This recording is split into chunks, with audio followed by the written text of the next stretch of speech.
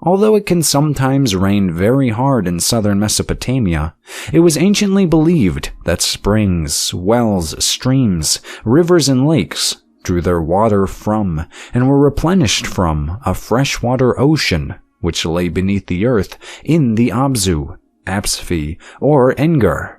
The salt sea, on the other hand, surrounded the earth. The Absu was the particular realm and home of the wise god Enki, Ea, his wife Damgalnuna, Damkina, and his mother Namu, and was also inhabited by a number of creatures subordinate to him. See Enki's creatures. Enki was thought to have occupied the Absu since before the creation of mankind. According to the Babylonian Epic of Creation, Apsu was the name of a primal creature, the lover of Tiamat, and when Ea killed Apsu, he set up his home on the dead creature's body, whose name was henceforth transferred to Ea's residence.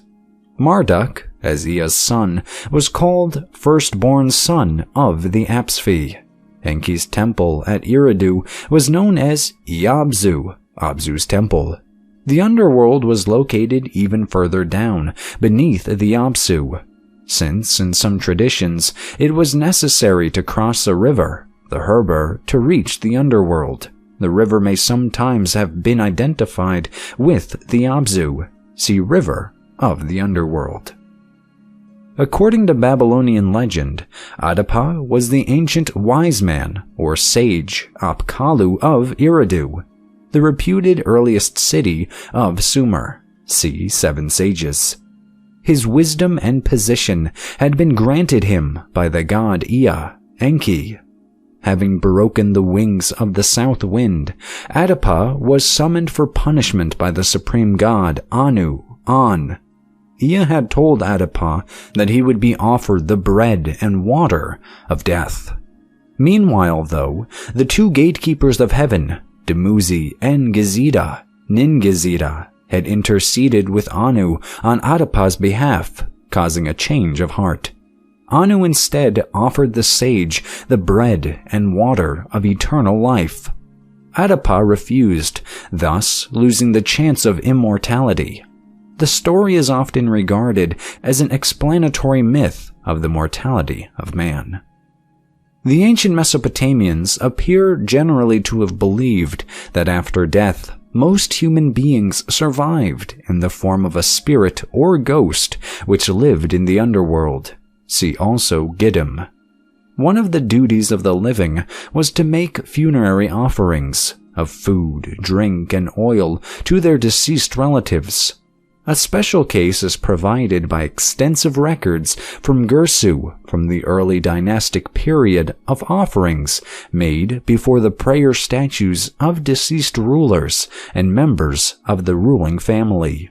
These statues were, it is assumed, originally dedicated by the living to stand in temples and pray constantly for them before the gods. After the death of their donors, the statues could not be moved, and so came to be the recipients of offerings. However, this does not imply ancestor worship. If the living neglected to make kispu, funerary offerings, the spirit might wander abroad and return to haunt the upper world. The conditions of life in the underworld were thought, with few exceptions, to be dismal in the extreme. The Sumerian dead fed on dust and scraps and lived in darkness. This is amply documented in the Sumerian poem Gilgamesh, Enkidu, and the Netherworld, closely paralleled by part of the 12th tablet of the standard Babylonian version of the Epic of Gilgamesh, where Gilgamesh asks the ghost Giddim of Enkidu about the underworld. Only stillborn children and those who died before their time are envisaged, doubtless as a consolation to parents, as playing at a gold and silver table and feasting. Otherwise, those with most living children are best off as having the best chance of receiving funerary offerings. The nature of these grave goods, as recovered from excavations, suggests that the dead could perform at least some of the activities of this life in the hereafter. Those who died and did not receive proper burial were in a sorry state. Worst of all was the man who died in a fire, who did not even have a body to be buried. His spirit is not in the underworld. His smoke went up to the sky. Another Sumerian poem, The Death of Gilgamesh, suggests that it was expected, after death, that the deceased would present gifts to the denizens of the underworld. There is a reference in a poem of the Third Dynasty of moreover, to different treatments being accorded to individuals in the afterlife, dependent upon their condition of burial. See death and funerary practices. The notation of an underworld peopled by terrifying demonic beings, which foreshadowed the medieval image of hell, seems to have been a theological invention of the first millennium BC. The dead Enkidu encounters such demons in the Epic of Gilgamesh. The clearest literary account of such an underworld, however, is a text recounting the hellish version of an Assyrian prince, thought by some to be the 7th century BC crown prince, later king, Assurbanipal. See Demons and Monsters.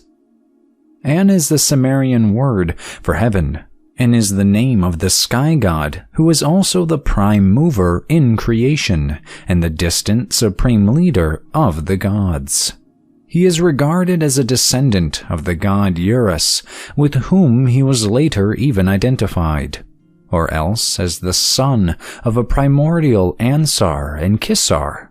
He is the father of all the gods. His wife is the earth goddess Urus.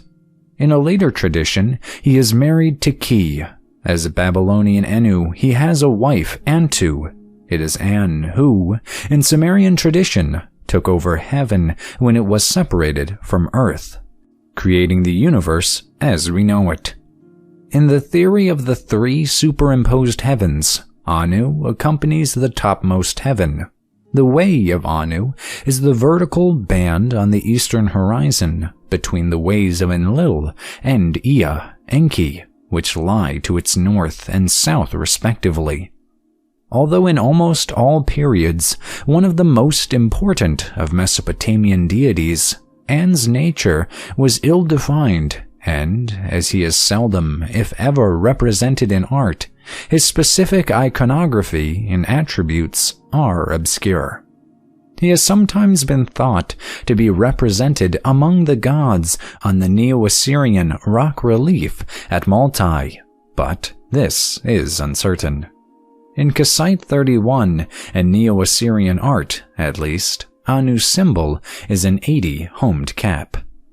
In Mesopotamian myth, Ansar and Kissar were a pair of primordials, respectively male and female, and perhaps representing the heaven, An, and the earth, Ki. According to the Babylonian Epic of Creation, they were the second pair, after Lamu and Lahamu, of offspring of Absu, Abzu, and Tiamat. An alternative interpretation of the passage makes them the children of Lamu and Lahamu. Ansar and Kissar, in turn, bore Anu, An, the supreme god of heaven. Anuna origins, Anunnaki. The Anuna, Anunnaki, which possibly means princely offspring, is used in earlier, especially Sumerian texts as a general word for the gods. In particular, the early gods, who were born first and were not differentiated with individual names. They are put to work to help build the temple at Gersu in a Sumerian hymn and are linked with the benign Lama deities. There are 50 Anuna of Eridu. The sky god Anu, An, is described as king of the Anunnaki. In the Epic of Creation, the multitude of gods are called the Anunnaki of heaven and earth. possibly following the use from Middle Babylonian times of the name Igigi to refer especially to the gods of heaven. The term Anunnaki came to be used more for the gods of earth, Ki, and underworld. Marduk and Damkina, Damgalnuna, Nergal, and Mananu, associated with the underworld, are said to be powerful among them. There are 600 Anunnaki of the underworld, but only 300 of heaven, according to one text. This implies the gradual development of a detailed imagery of the underworld. Asag, Asaku.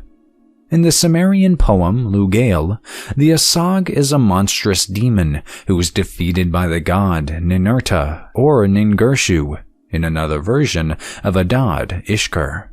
The Asag was hideously repulsive in appearance, and his power caused fish to boil alive in the rivers. He was born from the mating of An and Ki, and the Asag himself mated with the Kur mountains to produce offspring. He was accompanied by an army of stone allies, the stones of the mountains. On one level, the defeat of Ninurta in this myth of the Asag and the stones expresses the unease felt by the inhabitants of the Mesopotamian plain about the inhabitants of the Zagros Mountains. In magical theory, the Asag, or the Asaku, is a demon who attacks and kills human beings, especially by means of head fevers, and who is mentioned in poetical enumerations of diseases. In another tradition, the 7 or 8 Asaku are a specific group of demons, the offspring of Anu, An, who are said to have been defeated by Ninurta in a clear reminiscence of the Sumerian poem. Originally, the god of Kuara, a village near Eridu, Asarluhi, came to be associated with Enki, the god of Eridu, and with magical knowledge, the special preserve of Enki. Asarluhi was regarded as the son of Enki and Damgalnuna, and when Marduk was also accorded the title of son of Ea, the Akkadian name of Enki, it was natural for Asarluhi to be absorbed in the personality of Marduk. A hymn of the Old Babylonian period addresses Asarluhi as the river of ordeal, see River Ordeal, as the firstborn son of Enki and as Marduk. In the standard Babylonian magical tradition, Asarluhi is used as an alternative name for Marduk in incantations and prayers. In a number of Sumerian and Babylonian myths, the gods are depicted discussing their own affairs or those of mankind in an assembly, Ukin, Pahram, of which Anu, is the leader, and which met at the Absu Ukina in the Ikar, in Lil's temple at Nippur. In some narrative poems, men also debate questions of policy in assembly of elders or adult men. Probably these both reflect some social reality at the time when the poems were taking shape, whether at national or village level. But it seems impossible to relate this securely to any theoretical reconstruction of the political system of early Sumer. Astrology and astronomy. Strictly speaking, astrology refers to observation of the movements of astral bodies with a view to divination of the future thereby, as opposed to astronomy, disinterested scientific observation.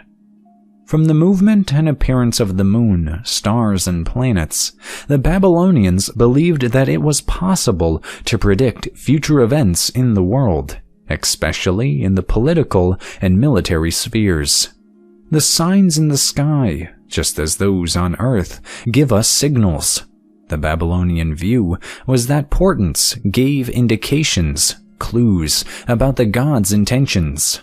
By contrast, Hellenistic and modern astrology views the planets themselves as exerting influences over human destinies. It was only from the 5th century BC that Babylonian astrologers that began to cast horoscopes to foretell the fortunes of ordinary individuals. However, although many ancient astronomical texts are expressed in a form which allows for their astrological application, for example, they include associations of deities with the constellations where appropriate, the basic facts and procedures are of astronomical or chronological interest, and there is some evidence that the main reason for the development of astronomy was the wish to be able to control the calendar rather than to interpret celestial events astrologically. Although some deities have connections with stars or planets, many do not, and the idea that Mesopotamian religion was astral in origin is untenable. Babylonian observations of the night skies can be documented from at least 750 BC in daily records, only a small part of which survive, and by about 400 BC had reached a remarkably accurate level given the pre-Galilean cosmology with which they worked. Lunar eclipses could be predicted with considerable accuracy. Halley's Comet was observed and recorded in 164 BC and again in 87 BC. The ziggurats, temple towers, have been used in the later periods as suitable observation platforms, although that was not their original function. Babylon and Uruk were important centers of astronomy during the 4th to 1st centuries BC. In Babylonian astronomy, the eastern horizon was divided into 3 vertical bands, the ways of Enlil, Anu, An, and Ea, Enki, which were used for locating the position of the 18th zodiacal constellations recognized from about 1000 BC. Later, these 18 constellations were assigned singly or in pairs to the 12 months, foreshadowing the later zodiac. 5 planets were recognized: Mercury, called Jumping, Venus, Mars, Jupiter, called the Fairy, and Saturn, called Constant. Many of the names for the constellations were the same as, or similar to those transmitted to the modern world by the Greek astronomer Ptolemy, AD 150. Asur was the god of the Assyrian nation. Originally, he may have been the local deity of the city of the same name, or rather, since it is unusual in Mesopotamia for the god and city to bear the same name, see local gods, a personification of the city itself. Oaths were sworn by the name of the city as if it were itself a god. As, therefore, the extent and power of Assyria spread, Asur became the supreme god of the emergent state and empire. Details of the origins and development of the god, however, are lacking. Eventually, with the growth of Assyria and the increase in cultural contacts with southern Mesopotamia, there was a tendency to assimilate Asur to certain of the major deities of the Sumerian and Babylonian pantheons. From about 1300 BC, we can trace some attempts to identify him with Sumerian Enlil. This probably represents an effort to cast him as the chief of gods. Ninlil was thus regarded as Asur's wife, though worshipped in Assyria under the name Mulisu. Then, under Sargon II of Assyria, reigned 721 to 705 BC, Asur tended to be identified with Ansar, the father of Anu, An, in the Babylonian epic of creation. The process thus represented Asur as a god of long standing, present from the creation of the universe. The particular identification may have been suggested by nothing more than the similarity of the names. Under Sargon's successor, Sennacherib, reigned 704 to 681 BC, an attempt was made at an official level to reattribute to Aser the mythology of the Babylonian natural god Marduk, as well as the rituals of the New Year ceremonies at Babylon itself. The underlying reasons behind this action were clearly the current political and military struggle between Assyria and Babylonia. This culminated in Sennacherib's 9-month siege, conquest, and systematic sacking of Babylon in 691 BC, and his subsequent imposition of direct rule and personal assumption of the Babylonian throne. Even the emblems of Aser were adopted from Babylonian gods.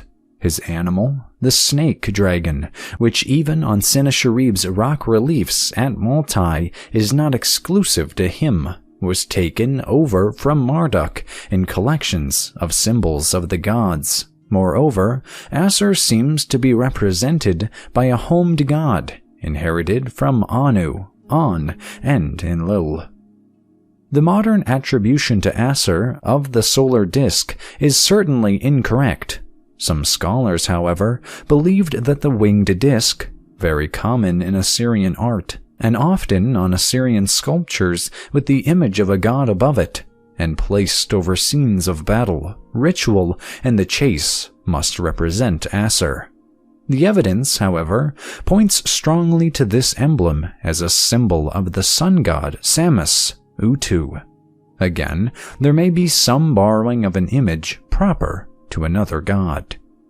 In spite of, or possibly because of, the tendencies to transfer to him the attributes and mythology of other gods, Aser remains an indistinct deity with no clear character or tradition, or iconography of his own. It was said to be solely within his power to grant or to remove kingship over Assyria, and the Assyrian king was his chief priest and lieutenant on earth. It was particularly common for the names of Assyrian kings to contain the god's name as an element, e.g. Ashurbanipal, Ashurbanipal, Esarhaddon, Ashur-ahi-Edina. The god supported and encouraged the armies of Assyria.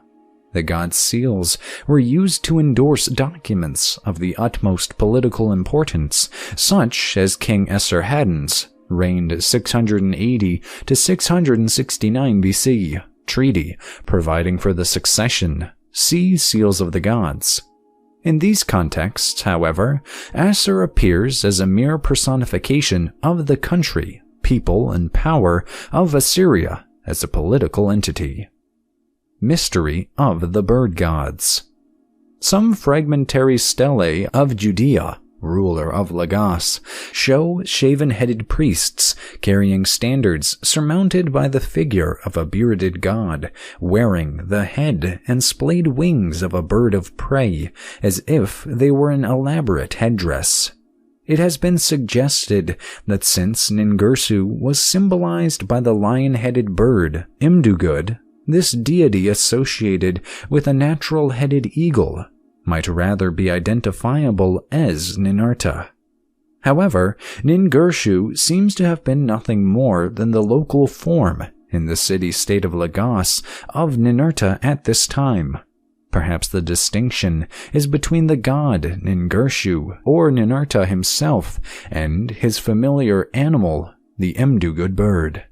In some 9th century BC, Assyrian representatives of the god in the winged disk, a bird tail, is shown beneath the disk as if it were one with the body of the god above.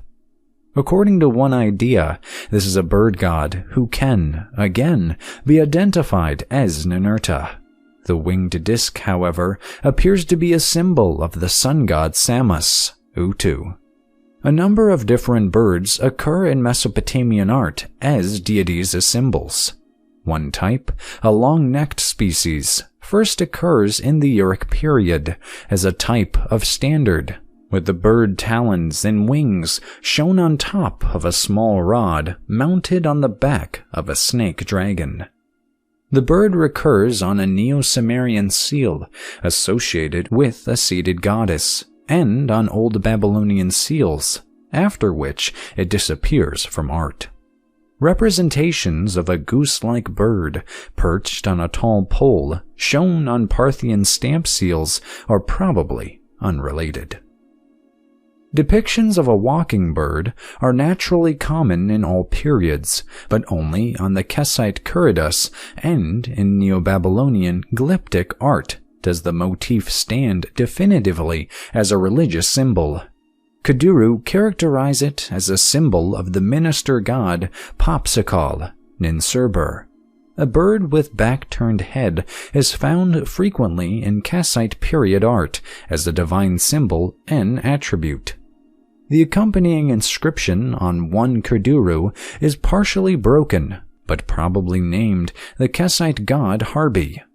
The symbol of a bird on a high perch, probably in fact representing a bird standard, is common on the Kassite Kudurus and is identified from the inscriptions on two of them as a symbol of the obscure dual gods Sukamuna and Sumalia. See Kassite gods. The motif of a bird on a low perch is found as a divine symbol on the rock stele of the Assyrian king Sennacherib at Judidog, where the inscription characterizes it as symbolizing the avian war god Ninurta. An old Babylonian clay plaque shows a man riding an ostrich. However, the ostrich appears only rarely before the glyptic art of the Middle and Neo-Assyrian periods. Often, the bird is under attack from, or being throttled by, a pursuing god. The mythological or religious basis of these scenes is unknown. The early existence of the ostrich in Mesopotamia is proven by the presence in Sumerian graves of ostrich eggs. The top of the egg was severed, and to the open shell were attached a rim and base of poetry decorated with inlays. A lion-headed bird, depicted in works of art from the early dynastic to the Neo-Sumerian periods, appears to represent Imdugud, or Anzu, associated with the god Ningirsu, or Ninurta. A common scene on cylinder seals of the Akkadian period shows a large bird carrying the figure of a man, which has usually, and fairly plausibly, been interpreted as depicting the flight episode in the myth of Entana. According to one suggestion, the presence of bird talons and wings, as part of the combination of various Mesopotamian demons and monsters, suggests an association with death and the underworld. Some Babylonian poems describe the dead as clothed with bird-like plumage. The main literary basis for the idea, however, is a poetic account of a dream of an Assyrian prince, possibly the later king Ashur-banipal, reigned 668 to 627 BC. In the dream, the prince descends to the underworld, which is peopled by a horde of unpleasant demons described in graphic detail. In almost all cases, these hellish demons are said to have been winged and to have had the talons of birds, or the feet of Imdugud, which amounts to the same thing.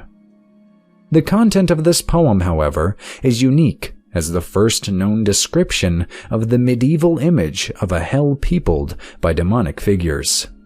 While this may represent a new and powerful element in theological thinking, in descriptive terms, it takes over elements already familiar in Assyrian iconography. Even in the Assyrian period, these iconographic elements were not confined to underworld denizens, since they are shared by beneficent and magically protective figures. Moreover, the suggestion of an association of wings and talons with creatures of the underworld cannot be applied to the art of earlier periods. The myths and legends of ancient Mesopotamia form an exceptionally diverse collection of material. Some are preserved in Sumerian and some in Akkadian, the earliest from 2500 BC and the latest from the 1st century BC. As might be expected from such a broad field, they display very considerable variety, and in many cases, there are several different versions of a narrative, originating from different localities or in different periods, some of which directly contradict other versions. Some myths were created within the historical period. Others are of indeterminate antiquity. No doubt they were transmitted orally in many forms and on many occasions. However, the only form in which they survive is, of course, the written form. It is essential to bear in mind that every myth or legend preserved in written form is preserved as part of a, perhaps fragmentary work of literature which was created in a specific historical environment and which was intended to serve a specific literary aim. In this way, they can be compared to the use of Greek myths by the Greek tragedians, and the same cautions apply. There is no homogeneous system, and it makes no sense to talk of the character of Mesopotamian myth, except in the most general terms. The very distinction between myth, legend, and history is, of course, a largely modern one. A particular problem, which must also be mentioned, is the evident disparity between those literary versions of the myths which happen to survive, and the graphic versions of mythical themes used in various heraldic and iconic ways in Mesopotamian fine art. This has been a source of great difficulty in the interpretation of ancient works of art. It serves to emphasize the extraordinary richness of the Mesopotamian heritage, since it seems to imply that many mythical themes used in art refer to narratives of which no written version has yet been recovered. Most of the Akkadian works incorporating myths and legends which have been studied and edited so far are now available in English translations. But numbers of Sumerian compositions are available only in foreign language editions or in doctoral dissertations, which may not be readily available or have not yet been published. Apart from these, there are many that have not yet even been read or studied in modern times. Interest in the Bible has been an important stimulus to modern research in and about the ancient Near East in general. The very diverse collection of prose and poetry, written down over a considerable period of time in Hebrew, Aramaic, and Greek, which makes up the Bible, is the product of a world both alien to that of Mesopotamia and in which, nonetheless, many echoes of Mesopotamian society, beliefs, and history are to be found. This raises the complex question of the existence of various oral traditions throughout the whole Near East, influencing each other. The Mesopotamian evidence happens to be attested in writing at much earlier dates, but this need not lead to the conclusion that it was therefore the origin of all similar themes occurring later on. Art and iconography. The interpretation of elements in the religious art of ancient Mesopotamia encounters the difficulty that direct captions that have been so fundamentally useful in the study of Egyptian and classical art are extremely rare and hardly ever straightforward. The following examples may help to illustrate this point. The symbols of the gods shown on Babylonian Kuduro stones recording royal land grants, occasionally have captions identifying the deities symbolized. All the known examples of these had been looted from Babylonia and taken to the Elamite city of Susa, and the labels were perhaps added there for the benefit of the Elamites. Assyrian and Babylonian figurines of supernatural beings are sometimes inscribed with incantations which name the creature concerned, for example, as Huwawa, Lamastu, or Pazuzu. In the Neo-Assyrian period, clay figurines of beneficent beings were also often inscribed with magical spells. These do not name the creatures directly, but they are named in ritual texts which give instructions for the figurine's manufacture, the writing to be put on each type, and the sites of placement or burial within a building. Furthermore, on stelae and rock reliefs erected by Assyrian kings or exceptionally governors to commemorate special events, there is sometimes a one-to-one correlation in both the number and order between the gods invoked in the inscription and the symbols depicted. Yet, more usually, this is not so. For the Kurderus, moreover, the gods invoked in the curses of the main text are never those symbolized on the stone. Sometimes named supernatural beings are described in texts in a way which makes it possible to relate them to extant art. Once again, the Neo-Assyrian rituals concerning the placing of magical figurines, for example, refer to types of creatures which can easily be identified, even though the figurines of these particular creatures were never inscribed. An example is the sages, Apkallu, with the faces of birds and wings, carrying in their right hands a purifier, and in their left a bucket, Bandadu, or another set of sages cloaked in the skins of fishes. Similarly, the inscription on one of the Kuduru stones refers in clear terms to some of the symbols of the gods, though not the ones carved upon it. The seat and horned crown of Anu, King of Heaven, the walking bird of Enlil, Lord of the Lords, the ram's head and goat fish, the sanctuary of great Ea, the sickle, water trough, and wide boats of Sin, the radiant disk of the great judge Samos, the star-symboled off-star, the mistress of the lands, the fierce young bull of Adad, son of Anu, and so on. On the other hand, written descriptions of works of art and descriptions of supernatural beings in works of literature may be too exceptional or too literary or imprecise to correlate with examples of art. Glyptic art. For the ancient Near East, the term refers to the craft of cutting small seals, provides the most spectacular detail of the religious art of any period, including the association of figures and motifs. On the seals were cut, in miniature and in reverse, friezes which involve gods, worshippers, symbols, and other motifs, often arranged hierotically or in a form which gives the appearance of a mythological scene. The seals are often inscribed with writing, usually also in reverse, which may give the names of deities as part of a person's name, as the name of the seal owner's personal god, or within a prayer of incantation.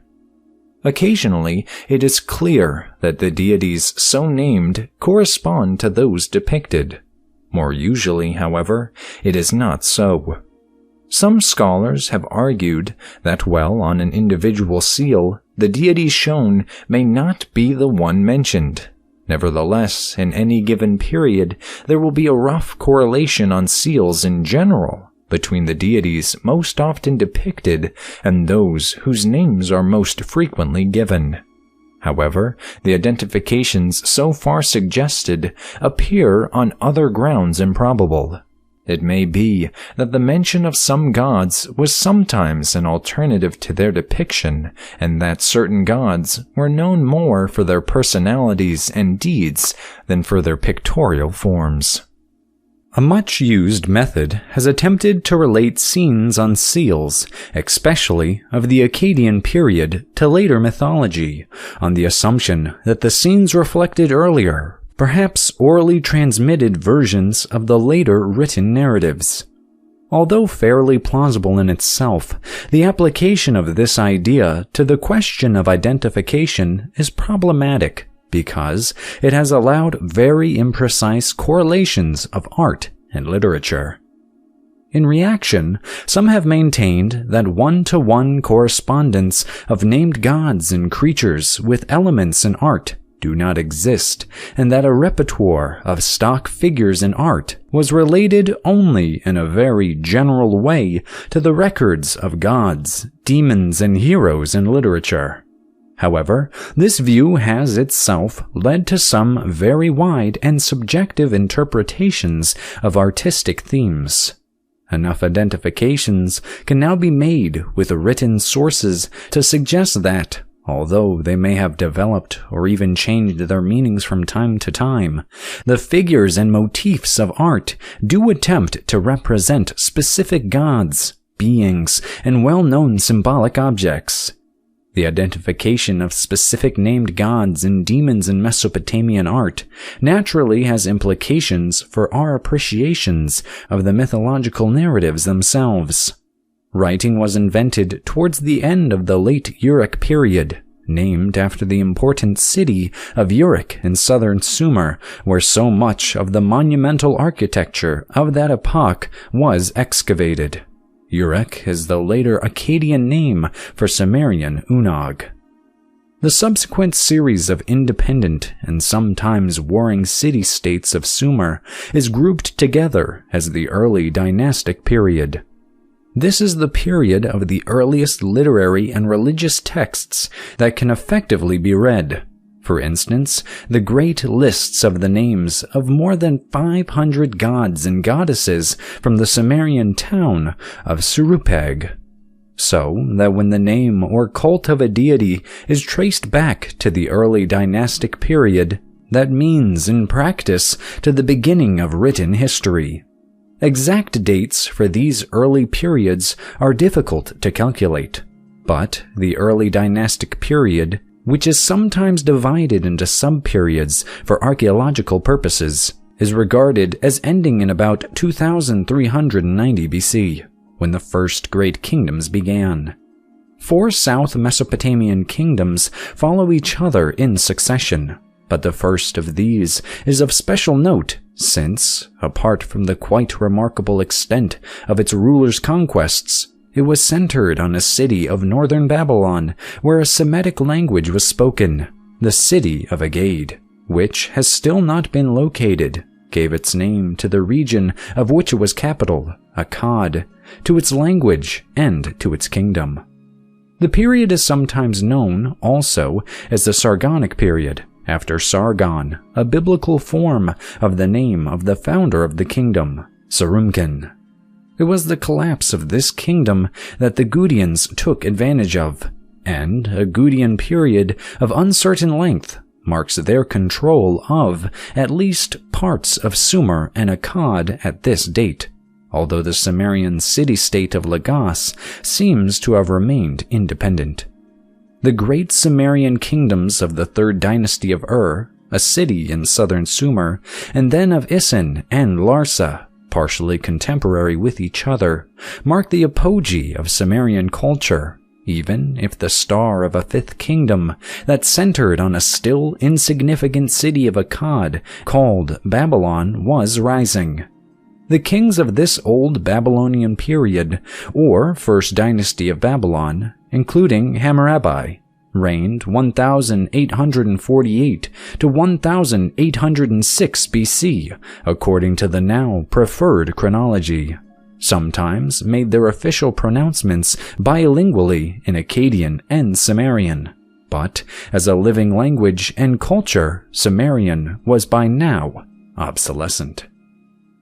In northern Mesopotamia, the city of Assur remained a minor city-state in a largely Hurrian area until the 14th century BC, with one brilliant and brief exception in the reigns of Samsi-Adad I, 1869 to 1837 BC, and his son, when an old Assyrian kingdom of enormous proportions suddenly came into being, swept across Syria, and was then lost.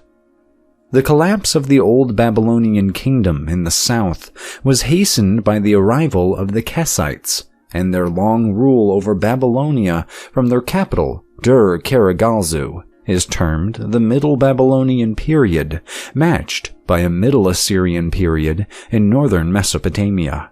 The date 1000 BC is then conventionally taken as marking the beginning of the Neo-Assyrian and Neo-Babylonian periods, although the great days of the most famous Assyrian kings ruling at successive capitals, Assur, Kalhu, modern Nimrod, Dur-Sarkin, modern Khorsabad, and Nineveh, kings such as Sargon II, Sennacherib, Esarhaddon, and Assurbanipal came to an end with the fall of Nineveh in 612 BC at a time when the Neo-Babylonian Empire, founded in 626 BC, had barely begun. The Neo-Babylonian dynasty, whose territory reached its greatest extent under Nebuchadnezzar II, reigned 605 to 562 BC, ruled until 539 BC. This crucial date in Mesopotamian history, the capture of Babylon by Cyrus, king of the Medes and Persians, marks the first point at which the whole of Mesopotamia was to become part of an empire ruled from outside its own borders. The age of world empires had begun. The Persian, or Achaemenid Empire, so called from an eponymous ancestor of Cyrus's family, was swept away in 331 BC by Alexander the Great. The Hellenistic period which followed is often also called Seleucid, after the dynasty initiated by the general of Alexander, who gained control of Mesopotamia, Iran, Syria, and half of Turkey. His son founded Seleucia on the Tigris in 274 BC. The Parthians, an Iranian people, effectively dominated Babylonia from 126 BC, and their dynasty, sometimes called Arsacid, again after an eponymous ancestor, ruled Mesopotamia until they were dispossessed by another great Iranian dynasty, the Sassanians, in AD 227.